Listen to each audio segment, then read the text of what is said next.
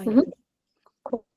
Mhm. So today we'll be covering the CAP theorem. As part of that, we will be going to the consistency and availability patterns as well. Some of them we already went through in the previous sessions, but it's important that we understand them clearly before visiting the CAP theorem. So that's the reason I'm covering them. And other than that, we will be doing some of the replication um strategies as well. How do we do the reader elections and how do we replicate the data between primary and the followers? So these will be the concepts we will be covering today.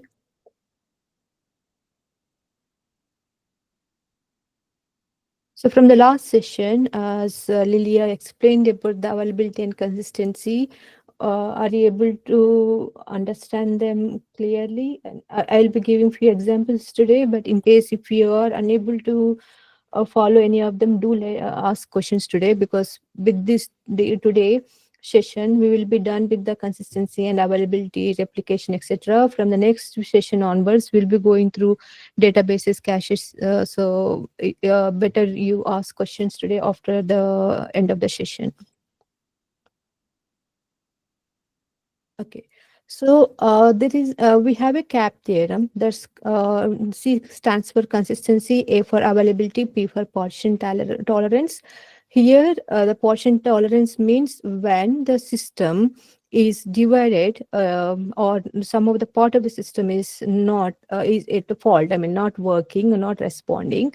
It could be because of the network problems, or could be because of the other kind of problems where some part of the system is down. In those cases, how consistency and availability gets impacted.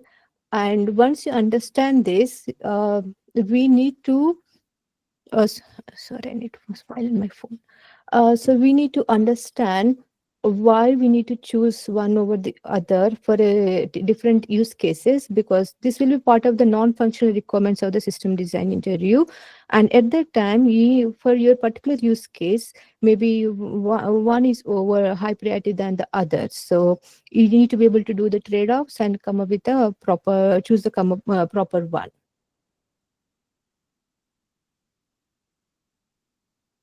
So the consistency, yeah, first I will come for the availability. When we have a distributed system like this one, when there is a network problem, for example, the network is broken.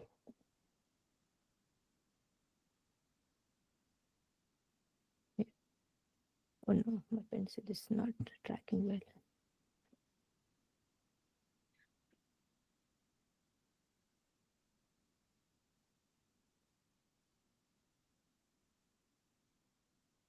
Sorry, must be some problem with my pencil. So when there is a network problem, or it could be even the entire system is down, one part of the system is down. So no, my pencil accuracy went bad. I'm tapping at one place, is drawing at another place. Uh,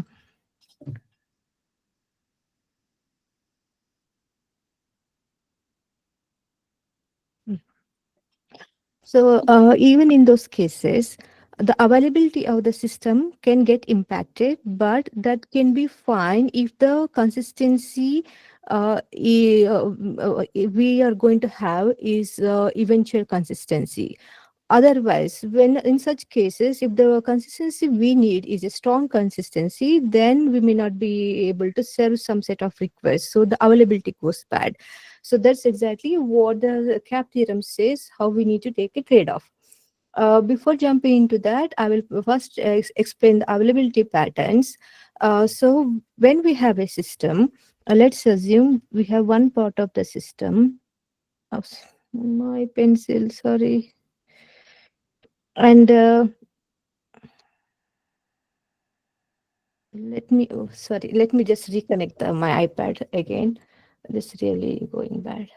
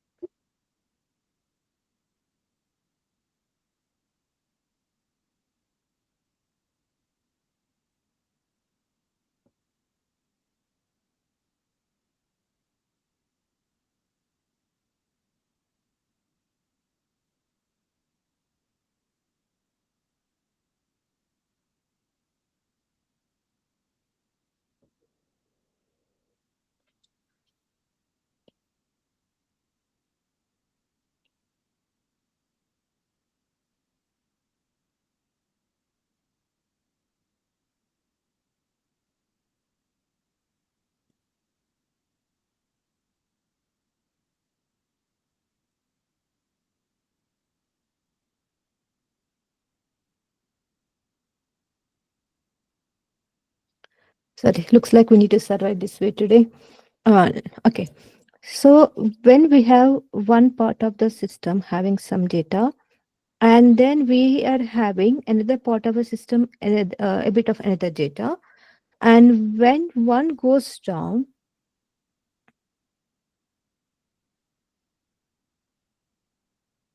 oh, sorry, I'm just confused. I need to start with active passive. Okay. So in the availability patterns, the older style is the one where there is one machine which is working actively, taking the incoming requests, and there is another node which is taking just replicating the data and requests from the primary one. The second one doesn't take incoming requests. There are no direct requests to this secondary one. Only all the requests come only to the primary one. So this one we call active passive mode. Oh, let me use the mouse instead. This is really going bad. So, so this one is a active one.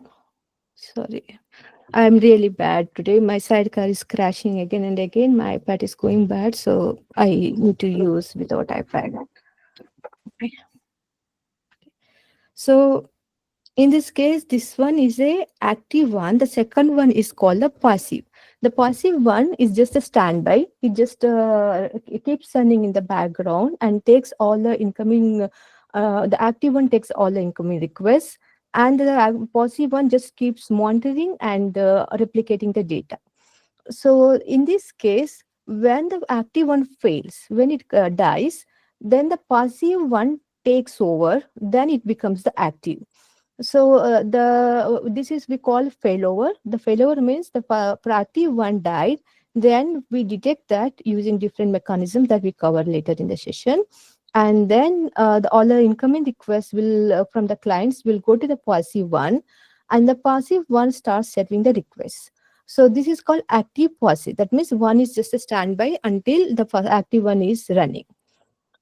In this case, there are a couple of different architectures we can follow: shared architecture and shared nothing architecture. In case of shared architecture, what we can do, the active and passive one can be sharing the same disk, the same disk, are connected by the dual wiring, and when one of the disk when active one gets a request, it will update the disk with the data, but the passive one can still access the data when the active one dies. So in this case, there is no need to send active request, the request coming to active one into the passive one, but indeed the storage is shared between them. This is a bit difficult to explain without really showing you in practical, but mine is not working well.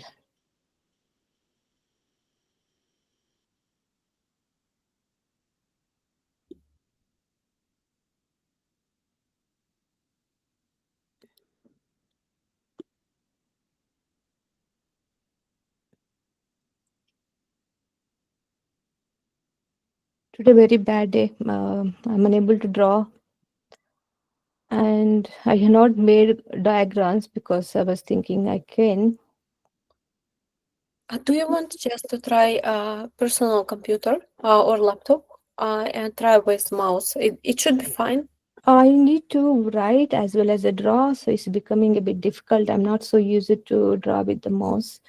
That's Mm-hmm. exactly. And it's a bit difficult to explain without the image as well. Let me try some other way of doing this.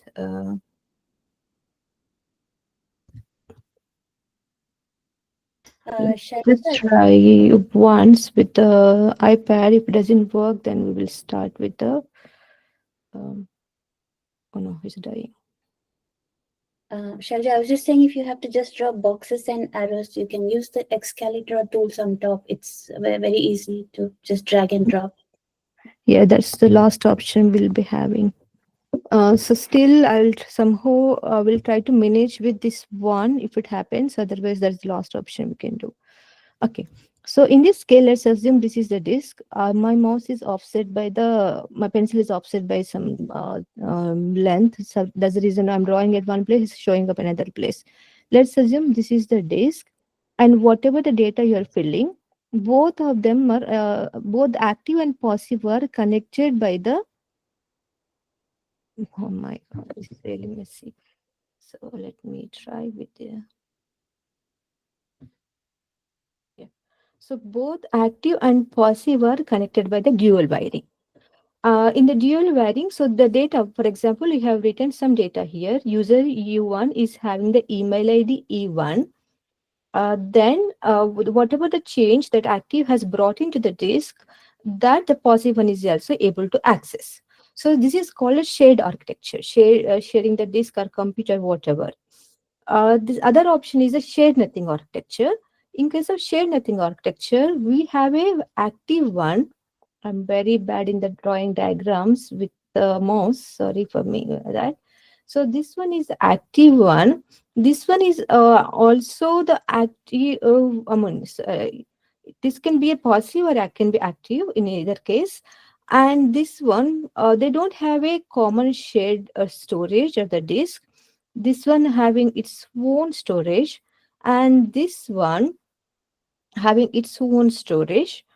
But whenever the request coming to the active, the request has to come to the passive as well, either the asynchronous API or the some other form of synchronization between them.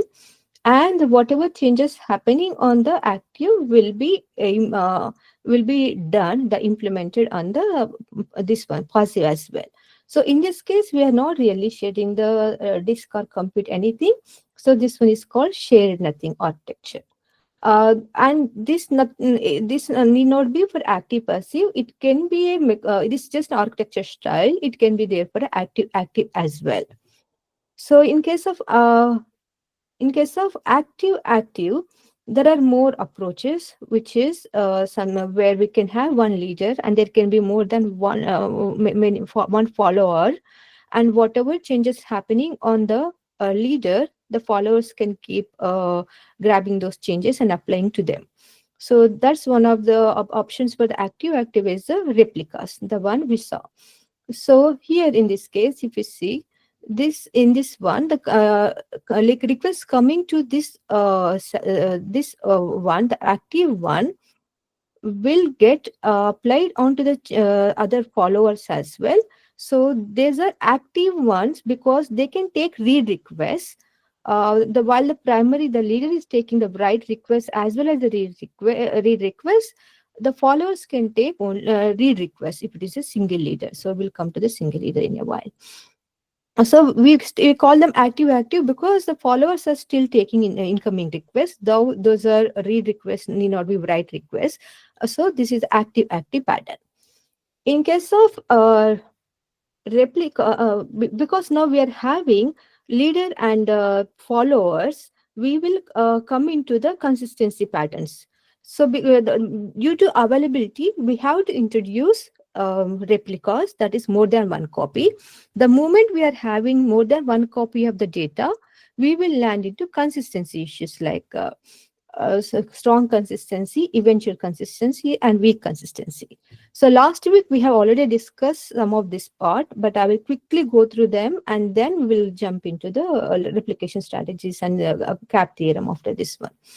In case of strong consistency, that means whatever the changes happening on the primary are done on the followers as well within the same request. So that means when the user has sent a request, and that request has made, for example, user U1 email ID change it to E1, then user will get a response only after these changes are done on the followers as well. That means the latency of the incoming request is going to be high because the user need to wait until these changes are applied on the primary as well as the followers. But the main advantage of the system, the strong consistency, is all the replicas are having the same change, the same latest change. So when do we need this strong consistencies? Something like banking systems or banking transactions, where we need to see the same exactly accurate data in all the replicas. For example, if you are having a bank account, You are making a transaction, you are deducting money from your place, London, while your parents or partner deducting money from another Europe. Then there shouldn't be any over provisioning of the deductions or under provision of the deductions. It has to be exactly same value. In those cases, strong consistency is very important. uh, Whereas when we come to the eventual consistency, when we are getting an incoming request, for example, user E1, email ID E1, this change won't be applied to the followers immediately. Indeed, we can send it just the primary can just send asynchronous write request to the followers and simply respond back to the user saying that we have made a change. That means the latency for the incoming user is going to be less because we don't have to wait for all these followers to make a change here. This one, where is the point? Yeah. So we don't have to wait for all the followers to make the change. So that's the reason latency is going to be lesser for the end user. But the main problem with this approach, because this is an asynchronous request, by the time this change, the U1 to E1 change propagates to the other followers, it could be a few milliseconds of the time. Typically, it's going to vary less time, may not be even few nanoseconds, but assuming that it's taking a little while. So, when before this change is applied on the followers, if there is an incoming request from the user to read from this follower, if the user reading from this follower, then they will see slightly older data. Maybe U1 was not having email ID at all before, or probably having some other email ID, let's say E10. In that case, the read request will see the slightly older data. This is called eventual consistency. So there is nothing wrong in this case. This kind of consistency is suitable for some other kind of use cases. For example, you and me are both watching the cricket match, and we both went to a, for example, sports channel and checking the score. You are seeing the score at run number 10 for the score, let's say 100. Whereas I'm seeing the score run number 11 and score is 110. And that means I'm seeing the latest data. That could be because when the write request happened, they changed the score that run 10 and score is 110 here. Score is 100 here. And whereas this is the, assuming this is the primary, it will see the latest data, number 11 and the score 110 here. The older one probably not got this change yet, and they're still seeing the older data slightly like 10 and the 100 score. So when based on which follower the read request coming to, if your read request is coming to this follower, you will see the slightly older score. I will see latest score. But this is fine because in these kind of situations like social media or news, seeing the data slightly delayed is fine. It's not the end of the world. And it's okay for those cases compared to the availability. For them, they need to be available for a higher, they can prioritize to be high available instead of going for a strong consistency, because seeing the data slightly older is fine. And eventual consistency doesn't mean incorrect consistency. It is still a consistency, but it's just that it's a slightly delayed seeing the latest response. That is called eventual consistency. And coming to weak consistency, this is a different pattern. Weak consistency is something like, for example, you and me are on both on the phone call. You said something, I missed a few words. Then I ask you to repeat, but the network doesn't repeat them because it's lost. The pockets are lost, those are lost.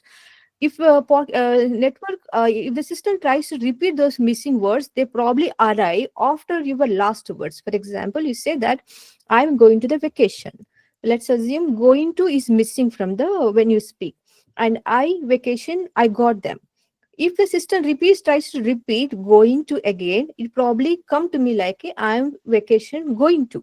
So that's not a suitable approach for these kind of situations. So in those cases, let the system to drop those packets, let them to go by. So that's the reason we call weak consistency. That means we are not giving the consistency for all the words in a conversation. Instead, we ask others, and sorry, I missed you words, can you repeat? That's how we try to get the information ourselves. So this weak consistency is suitable, for example, when we are having a Google Meet call. If you miss some of my words, it's okay. You can ask me to repeat, I'll repeat. Instead of repeating the system repeating them in incorrect order. So this is called weak consistency. Now we cover the consistency patterns and the availability patterns. We go in depth into the replication strategies after covering the CAP theorem. So if you are having any questions related to leaders, followers, we'll come back to that. Right before that, I just want to finish it with the CAP theorem. After taking the CAP theorem, I will look into the comments if I need to answer any of them. So in the CAP theorem, we are saying that the P cannot be negotiated because P means the partial intolerance. Means in distributed system, when the network or some part of the system is down, how are we going to handle the situation? So P is a must for distributed systems. That's the reason. If you see, you're seeing AP, CP. In both of them, we are having P. That means we are definitely supporting the partitioning tolerance in both the cases. Now, in case of AP, that means availability and partition tolerance that we are supporting. High availability here means availability A here means high availability. That means we are trying to be as available maximum as possible. That is, doesn't mean we are not having the consistency. We are having the consistency, but we are fine with the eventual consistency in this case. But we are prioritizing availability over the strong consistency here. So in this case, we are saying that in the situations like where I mentioned the banking transactions, where we are saying that system needs to be that is for the strong consistency. For situations like social media, those cases we are fine with the eventual consistency, but we are prioritizing the availability. So supports availability and partition tolerance, but results in eventual consistency. So this one, sorry, I have written this other way around. I should have changed them. So even in case of the part system failure, we are fine with going with the eventual consistency, but we prioritize availability. Why? Because I will show you a simple example here. Now, if we wanted to have the eventual, for example, in this case, the primary which made the update the score change, if it went down, if we are okay with the eventual consistency, we can still serve requests from this follower and this follower. That means we are available, still available. And we are tolerating the partitioning tolerance. This one is gone from the system, the primary one. Still, we are tolerating the tolerating it and continue to be available. But we are fine with the eventual consistency. That's the reason this is the AP system. Whereas if you want to go for a CP system, CP in the CP means here C, strong consistencies must be needed. For those cases, if this system is bent down, we cannot set the request because in that case, strong consistency is must. That means we must have the latest change. That means we won't be able to set the request when this system is down. That's the reason in that case I'm saying that either I'm serving the strong consistency, otherwise I'm not serving the request, but I'm not serving the eventual consistency. So even if these followers are up at that time, we won't be able to serve requests from these in case of the CP system, because for in the CP system, strong consistency is must. Now, if we are coming to this, why are we discussing this? In a system design interview, when you are answering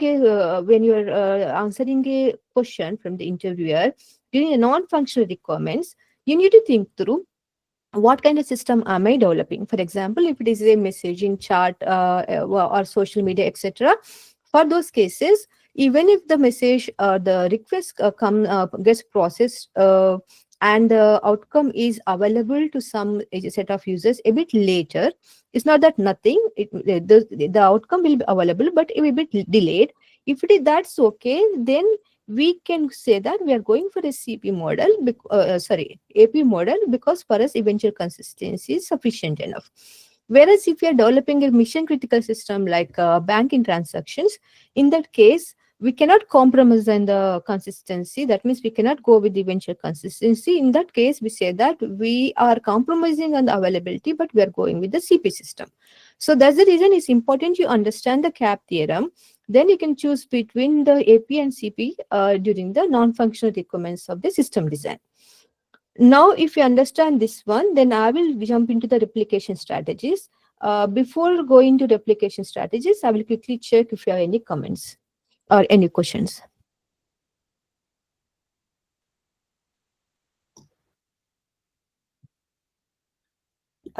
Shall I Yes. ask one quick question? So let's say we are designing a system which requires asynchronous behavior. I mean, there should be asynchronous communication between different components. So in the case, let's say the database side of things, should we choose something that is strongly consistent or eventually consistent? So you need to design based on your requirements. So not based. So for example, if your system has to be strong, consistent, now you need to choose. Do you want to go for synchronous communication, asynchronous communication? How do you want to design that? You need to choose. But the strong consistency, if it is a requirement for your system, you must meet that. So you cannot say that my system is using asynchronous communication, so I will go with the other one, the eventual consistency. It's not that way. You say that for my system eventual consistency is fine, so I go with this kind of approach. So it's other way around. First you're deciding on what is your non-functional requirement for your system design. Once you're decided on that, based on that you are choosing the design. Okay, makes sense. So for in this case, even with the strong consistency model, you can probably have a asynchronous communication for certain parts of the system for which the incoming request processing is not impacted. For example, if it is the backups or if it is a analytics processing, or it could be something you're updating in the background periodically. For those cases, asynchronous communication is fine. But if you're if that is impacting your incoming request on in the live, when for example in this case, we are trying to have strong consistency. So in this strong consistency model, if anything is impact coming asynchronously in your synchronous replication here, then that definitely you need to find alternatives for that, because for your system strong consistency is very important. But otherwise you can compromise on that and go with asynchronous communication if it is not a must for your system. Okay. Uh, are there any questions? It will take time for me to read this chat. The one last one, which is I posted. Any recommendation on maintaining data integrity in eventually consistent system? Just we have one.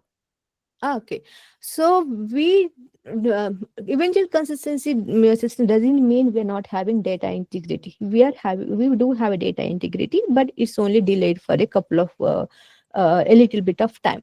So how eventual consistency is implemented, that's what we cover in the replication strategies. When there are changes on the primary, those same changes we implement them on the followers in the same order. That means whatever, for example, the primary got changes C1, C2, C3, so on. That means let's assume user E1, U1's email ID changed to E1 here, then E2 here, sorry, with the mouse I'm unable to write properly, E3 here, so on. Then the same order we implement those changes on the followers as well, even if it is delayed a till. That means any point of time on the followers, if the, for example, follower is at this stage, if you are going to ask what is email of the user U1, we return E2. If you after this change, if you go and ask, the follower returns E3, but it will return in the order. That means the state of the system, the data integrity is followed, only that integrity is slightly delayed. When you ask question, if you're answering here, it is slightly delayed, but it is in the same order and the same changes are applied. So data integrity is never compromised, no matter what. That's the reason we apply the eventual consistency changes in the order, same order as we get on the primary. Did you get me? Yeah, that's good. I just wanted to understand, in case, how do we detect any data inconsistencies, as in any integrity issues with the followers? And in case we detect those integrity issues, what would be the action that we need to take in the design to Okay. mitigate or resolve that problem? Okay, so data integrity, these checks need to happen on any system periodically, or even during the read request or write request, but it doesn't need to be any particularly different from eventual or strong consistency. Regardless of the consistency model, what we do, sub couple of mechanisms we do implement. We can have one thing is we can have a uh, periodic process which reads the data from the leader and the followers and compares them. Doesn't mean that we are going to compare every bit by bit. It's going to take a hell lot of time, a lot of data involved over the network. What we usually do, I give one simple example to simplify the case. For example, in the storage systems, you are having a B-tree model, for example. Let's say this is the super node and you're having a intermediate nodes, and then you are having children nodes, let's assume. Okay, and the same data is replicated on the other side of this. Is, let's assume this is the primary, the leader. The same data is replicated on the followers as well. Sorry, lack of pen is really making it difficult to go scribble faster. Okay, now let's assume this one got a change. This one is having the latest change at time t10. There was a change c10, and this one is slightly delayed because it's a follower and we are having eventual consistency, or even the strong consistency it could be the same one. It is having the size change c9. So what we do, we take the checksum of this data. Checksum means it's not entered data. It's a mathematical calculation of a hash code. There are many different checksum models. Simply you can take that is a hash value of the entered data block. And we check, we take the checksum of this value and compare, are those differing? If those are differing, that means there is difference in the data. That difference in the data, it could be anywhere in the B tree. It could be in this node, or it could be somewhere in the, because B tree can have many nodes, it can be somewhere. Then we go and take checksum of this one and compare to see if the change is in this node or in this node. And if the checksum is differing here, that means we go to this side. If checksum is differing here, then it means we go to this side. And we probably go and check the compare checksum here and here. If these are differing, that means these two data blocks are mismatching. That's when we take the change, what is the latest change from the primary, and what is the change which is missing in this one, we go and apply. Otherwise, if it is not just because of the change, it is really some corruption, some kind of inconsistency came into the system, maybe because the disk was malfunctioning, or the write logic is having some bug, or having some problem with the power to the disk, which failed right during the write. So those kind of situations, we can detect that these are the blocks which are having inconsistent data, and we error them. In that case, we can have automatic or manual ways to record the data from the primary leader and copy them into the followers. So there are different kind of models to periodically check and detect the situations. There is another model that we will discuss in the replication strategies. During the read of the system, we compare the read we got from this primary followers and see which one is the latest and pick that one. If there are any mismatches and inconsistencies, we do trigger an alert as well at that time. So regardless of the consistency model, in every system, we do have this kind of checks periodically happening. Did I answer your question? Yeah, thanks, Shailaja. One additional follow-up on that. So in case the primary is down for some reason, right? Mm. So how do we know which one is the correct version? Because even if we have a background process that does the comparison, and if the primary server is down, we probably will have the old state of reality, won't we? Yeah. So this 1 minute, I will just show you. Wait a minute.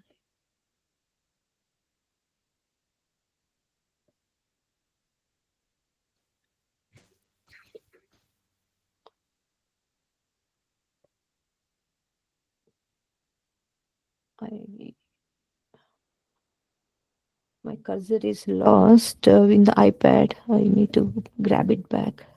Yeah, got it.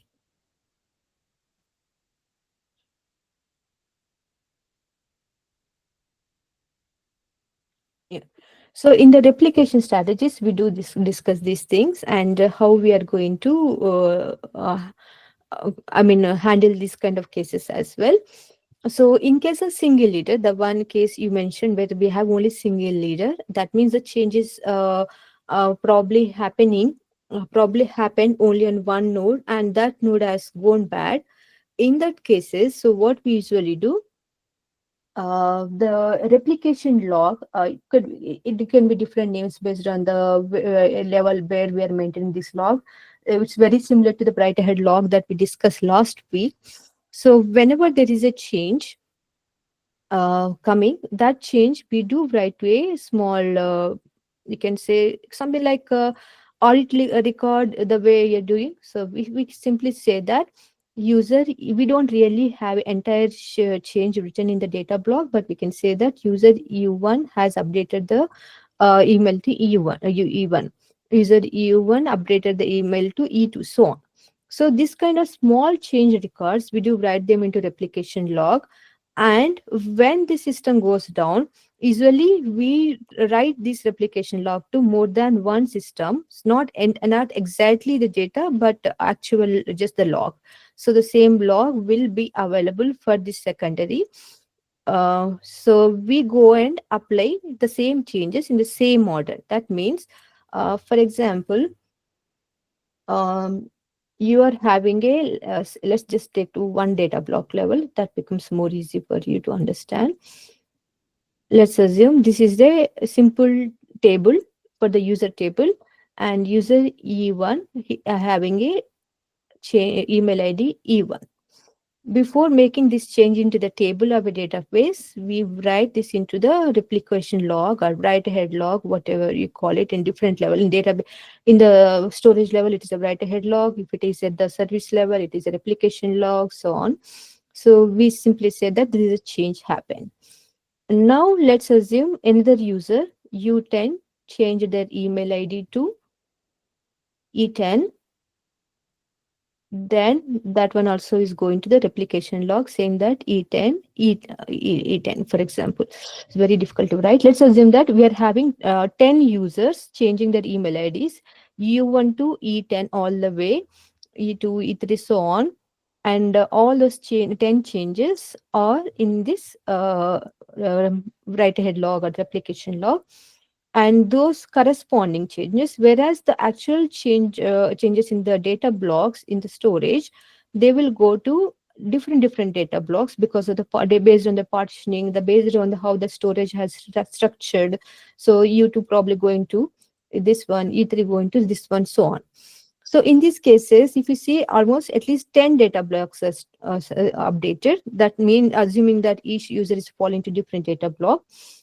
Then when you if you need to immediately flush the data, then you need to update write all these 10 data blocks to the disk. That means 10 disk writes you have to do.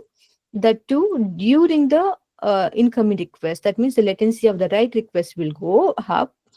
Instead of that, what we do, we just keep them in memory. We do make the change, but we still keep them in memory. We don't flush them. But this will go. This will vanish the moment system just abruptly crash before flushing them to the disk.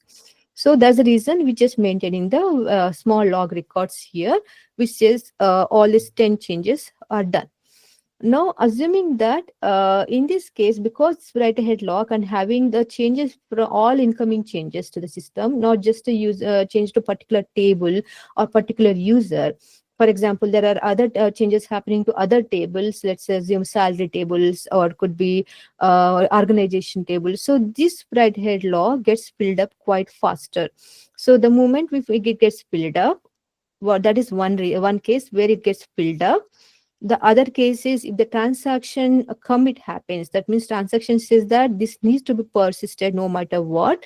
In those transaction commit cases, or even, for example, in case of typical traditional storage system, when you say file close, okay, you open the file, you did the file writes and so on, then you say file close. I mean, if we close a file, and if the kind of storage system supports those kind of semantics, in those cases, we go and flush this write ahead log to the disk. Same even in the case of the replication log. So what are you doing? Instead of writing all 10 disk blocks to the cache, from the cache to the disk, you are just writing one disk block, which is having all many. For example, if one changes beyond 1 KB, in a 4 KB data block, we are having almost four, one changes, let's assume around 100 bytes, then 4 KB data block will be having many such records. All of them together, we are writing to the disk. So you are reducing from many disks to writes to single small one disk write. And it replicate this one as well onto the followers immediately in a typical system. There are different ways, methods, I will explain them in the replication strategies. But then you write the disk replication log as well to the followers.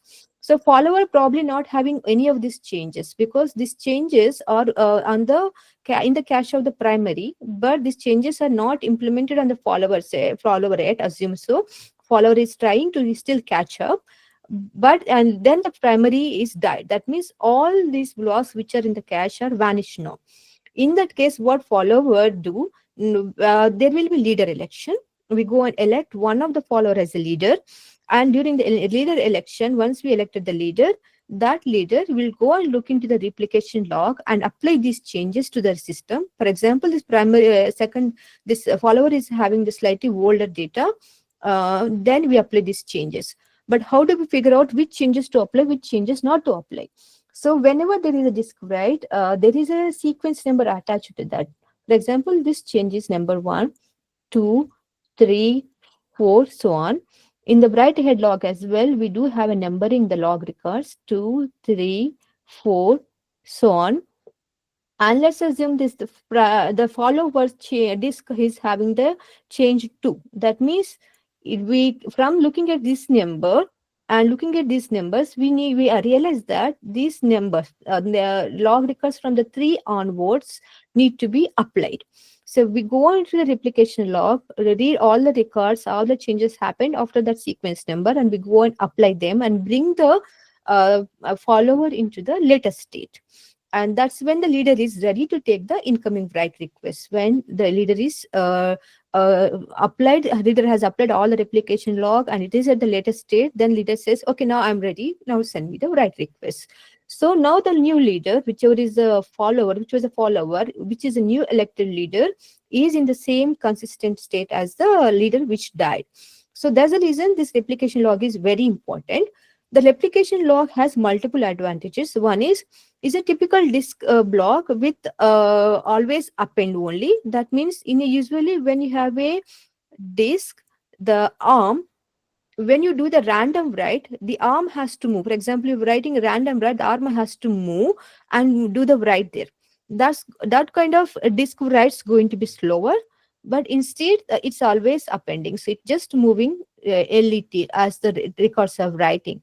So that's the reason writes to the replication log or any append only systems is a faster one. And that is one thing. And a second thing, and it gets filled up quite faster, because it is like, let's just assume that you are having a construction place, you are having a ledger of who are all the employees coming to the work today, and then that gets filled up compared to the having a ledger for just one room. So there are 10 rooms. For one room, if you're having one ledger each, then that ledger takes a longer time to fill up compared to the main gate, which is having a ledger for all the incoming employees. So you can just assume that this replication log, write ahead log, is like a ledger for the building. So that's the reason it gets filled up quite faster. And even then, we don't keep flushing it. We keep checkpointing. There are multiple places where we flush it to the disk. Checkpointing, like let's assume every 5 milliseconds. The other option is whenever transaction commit. The other option is whenever file close. And different systems have different semantics. Some enterprise systems don't even do the flush on the file close, because they want to really optimize it. Instead of that, the users in those cases are SREs. They can have scripts to issue the flush when they want to. Or even the developers who are writing the before file close, they can say that file flush and then file close. So there there are different optimizations in different systems, but overall in high level, this is how the replication log or write head log, whatever is the name you say, the overall logic is the same in different levels. Is this clear, or do you have any questions on this one? It's very clear. Thanks, Shailaja. Appreciate that. Okay. If you don't have any other questions, if no one is having other questions, I will move to the replication strategies. Okay. Now coming to the replication strategies, there are multiple ways of replication. The one so far we discussed, the simple one is one leader and the many followers is called a single leader. That means there is only one leader who is taking the writes. All the followers are sending the read request, but not the write request. So in that case, the main one of the reasons we do, and this is most popular replication strategy as well, because we make reads to scale. This is very good for read intensive systems where, for example, this one is the primary is getting only write requests, but reads are coming to replicas as well. So we are having primary can take both reads and writes. We are having 4 nodes which are taking the reads, but there is only one node which is taking the writes. It may this is the read scale. And second advantage is, usually we are going to be this. Let's assume we are having a news channel. Let's assume. And in the US, whatever the Trump announces newly, we write them into the US data center. So write is having whatever Trump making announcements, new announcement, we are writing to the US data center. But in the UK, because we are mostly read only for the Trump case, so we just read them. That means our latency, we can have a data center in UK, which is a replica, the follower of the primary for the US department. And we can, our reads will scale very easily because our reads are only to the UK data center. We are not going to the US. That means geographically, our network latency is going to be quite lower because we are reading the UK department, not going to the US department. If we don't have the separate data center for UK, we have to go hit all the way to the US department, which is going to be the very high latency because it is in different continent, different country. So the latency is going to be a high latency. That's the reason we are trying to avoid by having a local data center, which is a follower of the US department, and we read from our local data center. Other way can also be there. For example, whatever UK is announcing, that we can say assume that this is the primary for UK changes, and the US will just take the BA follower. So US will just read from that. That means for each of the geographical locations, we are having a followers accordingly. To speed up, one is the advantage read scale, and second one is the geographical isolation and have a lower latency. The third one is, this is most easiest way of implementing a replication, because there is only one for any of the data, there is only one node which is taking the writes. That means we don't need to have a synchronization between multiple writes. There is just one write, one node it is going on. All others are asynchronously reading them. So this is the most easiest way of implementing without many issues which we need to cover for the corner cases, etc.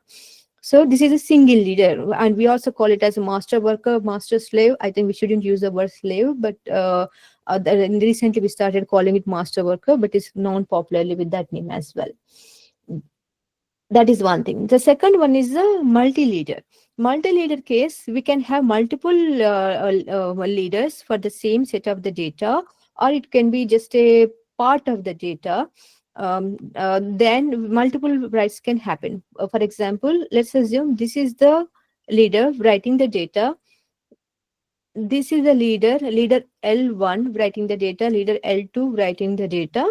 Then this writes. In this case, if it is happening to the same exact data, then we need to come up with a way of synchronizing these writes, or we need to do the conflict resolution after the writes. So this is going to be quite complicated. There are many protocols to do these conflict resolutions and do the write synchronizations, for example, 2PC, 3PC, etc. And these protocols, we are not covering them here because these are very, very low level, very requests. Each protocol requests a suppression on its own. But in fact, it is may not be needed for everyone as well. It's good to know, but not needed everyone as well, except for people who work at systems level like me. Even me gets very rarely question asked about this one, except when the other interviewer also is aware of this situation. But it's good to know. Once we are done with all the sessions, if we have a time, I can cover the this protocols as well as an extra. Right now, I don't want to deviate anyone from the primary goal we are having at this time. Okay, so now this is one way of doing the multi-leader. The other option is is not really, we shouldn't call as a multi-leader, but there is a kind of the tuned one. For a table T1, some partitioning P1, we will call the data partitioning in the next session. The next week we'll be covering the database partitioning. For partitioning P1, we can have one leader. For partitioning P2, we can have another leader. So it's the same table, but different partitions. And for the one partition, we have one leader, and the partitions having another leader. The advantage is kind of indirectly single leader, just the multi-leader for the same table, but single leader at the partitioning level. So we are avoiding the write synchronization for this case. The main advantage for this one is with for the same table, if it is having huge number of writes, we can do the write load by write scale by assigning a different leader for each of the partitioning. So each writer independently working on different partitions and still taking advantage of the single leader approach. And then after this one, then the new method is the leaderless. The leaderless is the one you see in the Cassandra, DynamoDB, most of the NoSQL database nowadays. So what they do, this is totally different from the leader and follower approach. So in the leaderless, the user has the option to tune. Do they want to go for the single, how many writers we want, or how many leaders you want? Assuming you are having, for example, 5 nodes, where n is equal to 5, that means number of nodes are 5. When we are writing, I'm saying that I need 5 writers to be 3 and readers to be 3. When I say writers to be 3, the same write goes to 3 nodes. It could be any random 3, need not be adjacent to each other. So these 3 got the latest data. When we are reading it, because we read it from 3, when we are saying R is 3, we are reading from minimum 3 nodes. It could be any 3. This is R, this is R, this is read. Now, at least one of them, if you see, is the latest write. Even if you pick this writer, any write, when you are having R equal to 3, you are picking at least one node which is having the latest data. When you read these 3 copies, you go and check version number and the timestamp, everything, and see that, okay, this one is the latest data. So we go and set the latest data here. So the logic behind is the write plus R, the number of writers plus readers should be greater than n. In that case, we guarantee to return the latest data, and we give the strong consistency, because here in this case we are returning strong consistency because we read at least from one node, any one node which is having the latest data. But this W and R can be tunable by the user. They can do at the database table level, depending on the different system, it is possible. So for example, I assume that for my system, eventual consistency is fine. In that case, I can simply say that for me, R equal to 1. In that case, my read request can go into any one of the 5. It can be it may be serving the latest data if it is going here, or it may be serving the old data if it is going here. But for my system, eventual consistency is fine, so this should be fine. So the user can tune based on their requirement, based use cases, how they want W and R to be. This is called leaderless because there is no single leader doing the writes. We can just configure as many writers we want, and then we can repair, resolves what is the latest one, picks the one. And we can also have a strong consistency with this model. We can also have eventual consistency with this model. So this is giving more power to the user, how they want to do. This is Sorry, less. quick question over there. You Mhm. said rule is write plus read is greater than end, right? So Yeah. if have in, 1900 hours. If we have eventual consistency and we choose r equal to 1, how does that satisfy the rule? So in case of this one you're asking, right, with the read equal to 1, is that the question? Yes, that's the one. So for if you just take, I'm really not having the pen is slowing me down today. Sorry, my bad day today. Let's assume write is went to the 3 nodes. Uh, let's assume the latest write is W10. So W10 went to 3 nodes here.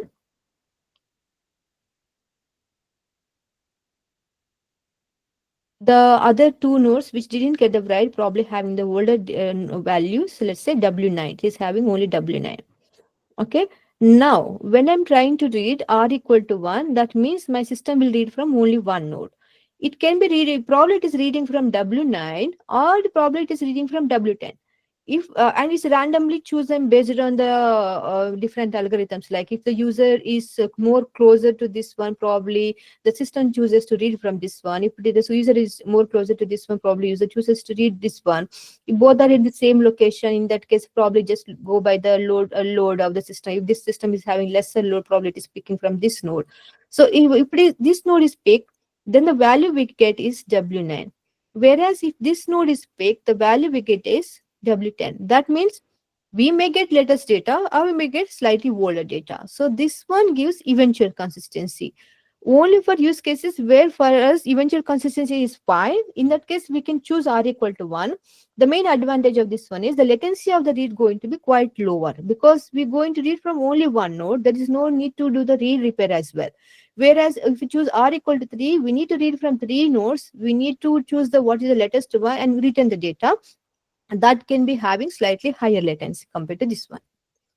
Right, but when do we have to? My question was like, when do we have to satisfy the condition of W plus R greater than N? When is That that? is for the strong consistency. When you want to have a strong consistency, always want to see the latest data, then you need to choose that option. Even with the strong consistency, you don't need to write to the all the nodes. So if you see the in this model, if you want to have strong consistency, any write request must have to go to the all the followers. It's right. If I Yeah. have 5 replicas, the change must go to the 5 followers. So that means the write latency is write to the all 5 nodes. Whereas in this case, we are trying to reduce that by just writing to the 3 nodes, still having the strong consistency. Right. Thanks. And even that case, even if the machine lost, how many nodes we can lose? Yes, we can lose 2 nodes. Let's assume these 2 nodes are down. Even then, we can still save the latest data because there is at least one node alive with the latest data. Right. Thank you. Yeah, we are out of time. Does anyone have questions? Still have a little bit left over in the replication one, like I can cover up in the next session before starting on the databases. But if you are having any questions, do let me know. Shailaja, remember when we started the session on the day one, Hmm. there was a small use case about shortening the URL. Are Hmm. we still discussing all these sessions? I mean, all these sessions are revolving around that use case, and are we going to revisit on that architecture once again? Lilia used it as an example to show you how to come up with the functional, non-functional requirements. So these all the concepts are core concepts, and whatever system you design, regardless of the is it designing a short URL or is it designing a Facebook or designing a Google search, these concepts are must. So regardless of the question, and that she used it only for the example. And once we are done with the core concepts, I think we are moving faster from next week onwards because we cover the basics most of the time. Then that's when we go with the different design mock designs, and that's when we can cover the designing the short URL from the end to end, all the way from the functional requirements to the proper design diagrams, everything we can cover up at that time. And we can also do more questions like whatever you prefer, like designing a Cassandra, it could be designing a Google search. We will cover more examples at that time. But none of these are related to the designing a short URL. Even that session was not related to designing a short URL. She just used it as an example so you can understand better. Oh, okay. Thank you. I was thinking that maybe we will revisit that use case Okay. once we have done with the basics. But thank you very much. Yeah, I will share the screenshot of my board, so you can just go through that if you like to. But I didn't write a lot of text in there, but I will share that in the Slack channel today. And are there any questions? Did I miss? This is the last one. Do you have any recommendation, additional resources for the topics covered today? These topics usually generally available on the online, but if you really want to have a proper in-depth details, I will ask you to go through the replication chapter of the designing data intensive applications. He also covers some of the special cases, some of the special designs, everything, but I don't want you to confuse you, so as a reason I'm not covering those cases from that chapter. But that chapter is very good. They cover many of them. But some of the examples I give out, because I practically worked on them, I gave you some examples. For example, write ahead logging, everything. And no matter how much you read, unless you have a hands-on, it always feels like a bit not so confident, or always feel like I'm missing this kind of part, kind of one. So it's very difficult to get the 100% feeling of I know this without having a hands-on. But that's okay. Over the time, as you keep reading and you keep listening, you will feel more and more comfortable with that.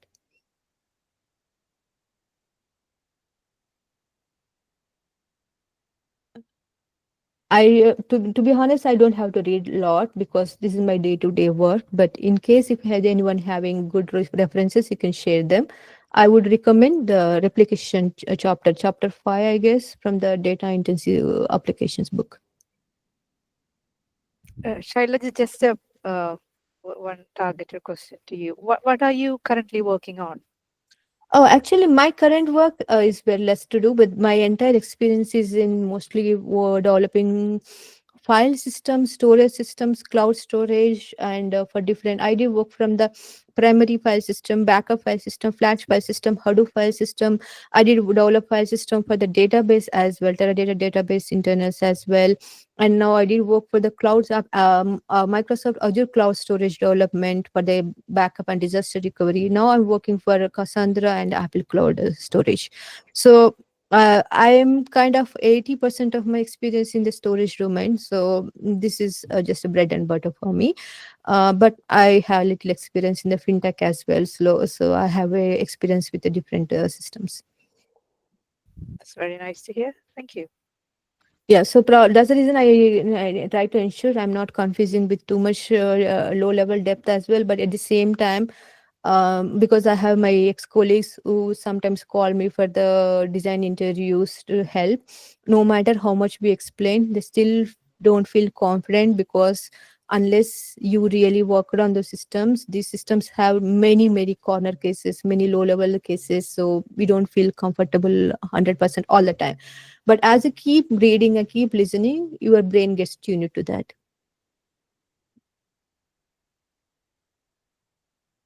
Any more questions? So actually, I have a bit of eyesight, so I can't read these small characters on the chart more easily. If you have any question that I missed from the chat window, please can speak up. No, there is no other questions. Okay. In case if you have any questions that and you wanted to ask, you can ping me on the Slack channel directly on my Slack window. Even if it is delayed, I will definitely answer you. So are we good to go now?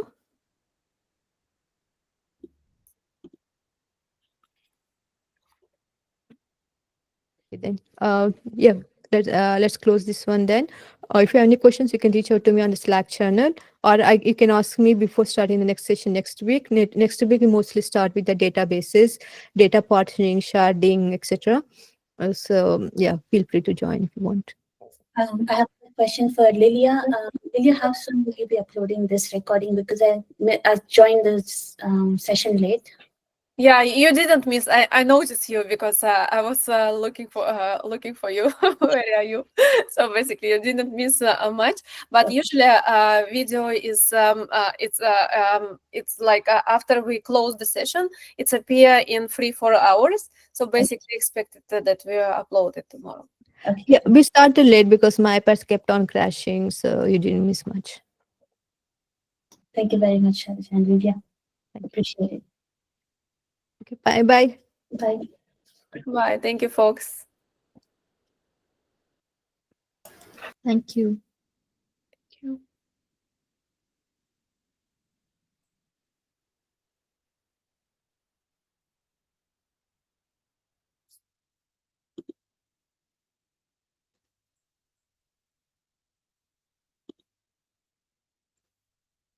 Oops.